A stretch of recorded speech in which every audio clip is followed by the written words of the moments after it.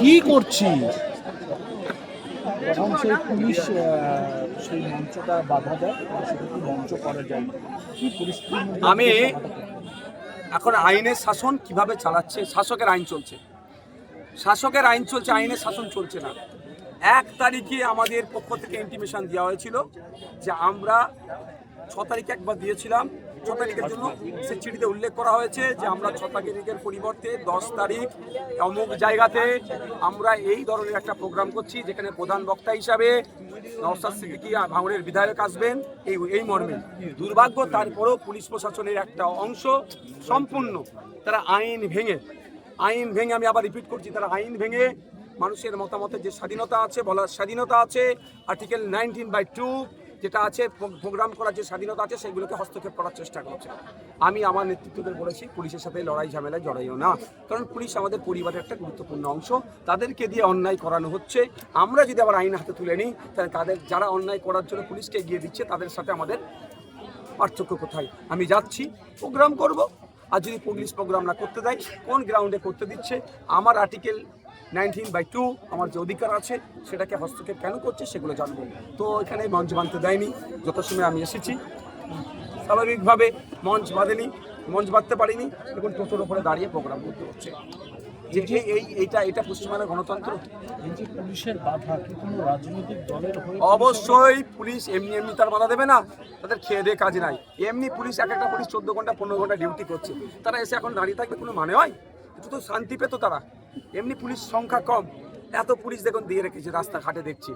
এখানে তো শাসক দল, আমি কোট আনকোট বলছি, শাসক তৃণমূল কংগ্রেস আতঙ্কিত, আর বিজেপি ভয় পাচ্ছে যে নওশাদ সিদ্দিকী আইএসএফের ছায়াতলে হিন্দু মুসলিম নির্বিশেষে ঐক্যবদ্ধ হচ্ছে। শুভেন্দু অধিকারী 5 বছর হতে যাচ্ছে, কোনো সেই ধরনের নন্দীগ্রামের মানুষকে নিয়ে ভাবেনি, শুধু বছরে কয়েকটা দিন এসে নন্দীগ্রামের মানুষের আবেগকে তোলার চেষ্টা করে। তো এখানকার মানুষজন বিজেপি এবং তৃণমূলকে আর নিচ্ছে না, ফলে নতুন শক্তি আইএসএফকে তারা গ্রহণ করার চেষ্টা করছে। ফলে সরাসরিভাবে এই আটকানোর পিছনে তৃণমূল দায়ী, আর আমাদেরকে আটকে দিতে পারলে বিজেপিও মনে মনে হাসতো।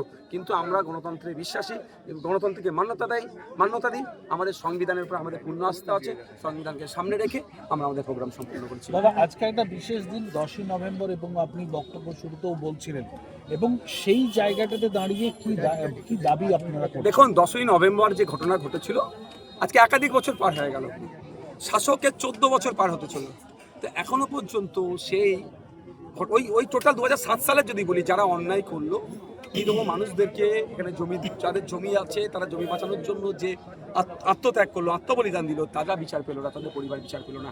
আপনি অদিত্য বেরা বলতে পারেন, সেলিম শেখ বলতে পারেন, ভরত মণ্ডল বলতে পারেন, বা বিশ্বজিৎ মাইতি বলতে পারেন, বা আপনার আজকে যার শেখ রেজাউল কবির বলতে পারেন, এদের পরিবাররা নাই পেল না, এদের পরিবারের আর্থিক দুরবস্থা এখনো বুঝলো না। পরিবারের সাথে সরকার কি আচরণ করছে সেটাও নতুন করে বলতে লাগে না। তাহলে 14 বছর মাননীয় মুখ্যমন্ত্রী মমতা ব্যানার্জির নেতৃত্বে সরকার চলছে, তাহলে ওদেরকে যারা খুন করলো তাদেরকে তো শাস্তি দেওয়া দরকার। 2021 সালে একটা গল্প শোনাচ্ছিল, আমরা শুনছিলাম মাননীয়ার মুখ থেকে, যে ওরা বাপ বেটা মিলে, অর্থাৎ শিশির অধিকারী শুভেন্দু অধিকারী মিলে এই ধরনের হত্যাযজ্ঞটা চালিয়েছে। তাহলে শুভেন্দু অধিকারীকে বা শিশির অধিকারীর বিরুদ্ধে আইনত কিছু ব্যবস্থা কি রাজ্য প্রশাসন নিয়েছে? সুতরাং এইটা সম্পূর্ণরূপে আমাদের আইওয়াশ করার জন্য তাই ঠেলাঠেলি করে অ্যাকচুয়াল ন্যায়টা পাওয়া থেকে দূরে সরিয়ে রাখছে। তাই নন্দীগ্রামের মানুষকে ঐক্যবদ্ধ হতে হবে, রাজ্যের মানুষকে ঐক্যবদ্ধ হতে হবে। নন্দীগ্রামের ওই 2007-এর এই বিভৎস দিনগুলোকে আমরা ভুলে যাচ্ছি না। ওই দিনের ন্যায়টা, ওই দিনেরকে যাদের ক্ষতি করলো ওই দিনের মধ্যে, তাদের ন্যায়টা পাওয়ার জন্য এই নন্দীগ্রাম থেকে বিজেপি এবং তৃণমূলকে পরাস্ত করতে হবে। সেই সঙ্গে সঙ্গে একটা দাবি উঠেছিল সেই সময় তদানীন্তন বাম সরকারের আমলে, যে এই ঘটনার জন্য যে সমস্ত পুলিশ আধিকারিকরা দায়ী, ক্ষমতা এলে তাদেরকে শাস্তি দেওয়া হবে। শাস্তি তো দূরের কথা, মাননীয়া সেই সময় যে সমস্ত পুলিশ সম্পর্কে মন্তব্য করেছিলেন, মাননীয়ার আমলে সেই সমস্ত আধিকারিকদের বিরুদ্ধে ব্যবস্থা গ্রহণ তো দূরের কথা, শাস্তি ব্যবস্থা দেওয়া তো দূরের কথা, বরঞ্চ তাদেরকে প্রমোশন দিয়েছে। তার মধ্যে এখানে একটা কোনো জায়গায় রহস্য কাজ করছে। এই একটা রহস্য, এইটা উন্মোচন করতে গেলে এই সরকার করবে না। তাহলে নন্দীগ্রামের মানুষকে ভাবতে হবে অল্টারনেটিভ। নন্দীগ্রামের মানুষকে যে খুন হয়েছিল, তার যদি ন্যায় বিচার পেতে চাই, তাহলে অল্টারনেটিভ ব্যবস্থা নন্দীগ্রামের মানুষকে দেখতে হবে। আজকে দেখা গেল যে ভূমি উচ্ছেদ প্রতিরোধ কমিটির ব্যানারে পাশাপাশি তৃণমূল এবং বিজেপি কার্যত আলাদা আলাদা করে আজকে সভাটা করলো। এটা নন্দীগ্রামের ক্ষেত্রে কতটা বিভাজনের রাজনীতি? দেখুন, আমি কোনোদিন বিভাজনের রাজনীতিতে পা দিতে চাই না। পছন্দও করি না, কিন্তু আমার রাজনৈতিক ক্যারিয়ারে একটা শব্দ আমি ভুল বলতে চাই না। আমি অজান্তে 4 তারিখের জায়গায় 2 তারিখে একটা ঘটনা বলেছিলাম একজন বিধায়কের উপস্থিতিতে। পরবর্তীতে আমি পুরো ইনশিওর হয়ে আর পরে যখন দেখলাম 4 তারিখ ঘটনাটা 2 তারিখ নয়, আমি আমার ফেসবুক পোস্টে এইটার আমি ভুলটাও স্বীকার করে নিয়েছি। আমি এই রাজনীতিতে আমি মিথ্যা রাজনীতি করি না। গতকালকে একটা ঘটনা ঘটেছে, অনেকে বলেছে নাকি আমার গাড়ি অ্যাটাক হচ্ছে।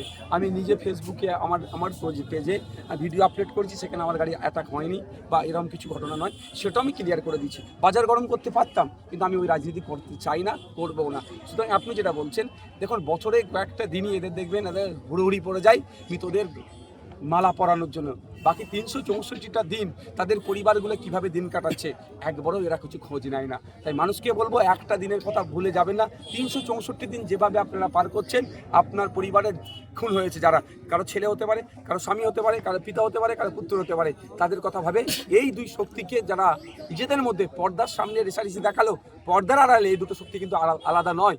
তো এরা বিজয়মূল শক্তি, তো এই শক্তিকে আপনারা পরাস্ত করুন, তাহলে হয়তো নাই পেতে পারেন।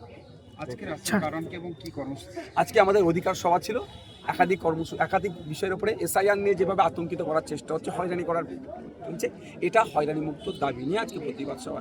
আমাদের প্রতিবাদ সভা 2025 ওয়াকফ সংশোধন নিয়ে আইন প্রত্যাহারের জন্য। আমাদের অধিকার সভায় ফেক ST SC সার্টিফিকেট যেভাবে রমরমা, আপনাদের মাধ্যমে সাধারণ মানুষকে আমি জানিয়ে রাখি, 1 কোটি আদিবাসী পশ্চিমবাংলা নাই, অলরেডি 1.5 কোটি ST সার্টিফিকেট বিলি হয়ে গেছে। ফলে যে প্রায় 50,000-এর ঊর্ধ্বে 50 লাখের ঊর্ধ্বে যে ফেক সার্টিফিকেট কে পেয়েছে? আমার মতো কেউ। চ্যাটার্জি, চক্রবর্তী, রহমান টাইটেলওয়ালা দেখি ST কোটায় চাকরি পেয়ে যাচ্ছে, তারা পাচ্ছে কি করে?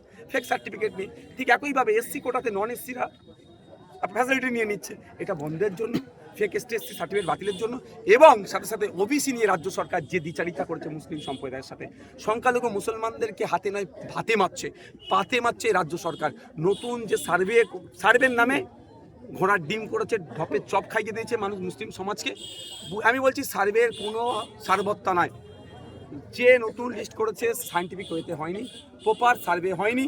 যে কমিশনের অ্যাক্ট 1993 ব্যাকওয়ার্ড ক্লাসেস অ্যাক্ট যেটা আছে, সেইটাকে মান্যতা না দিয়ে মন মতো ধরে ধারে ঢুকিয়ে দিয়ে মুসলিম সমাজকে আজকে পথে বসিয়ে দিয়েছে। ওই সার্টিফিকেট বাড়িতে রাখার থেকে আমি মনে করি ওই সার্টিফিকেট পুড়িয়ে চা খাওয়ার সময় ওর থেকে জেনারেল হয়ে গেলে অনেক ভালো হবে।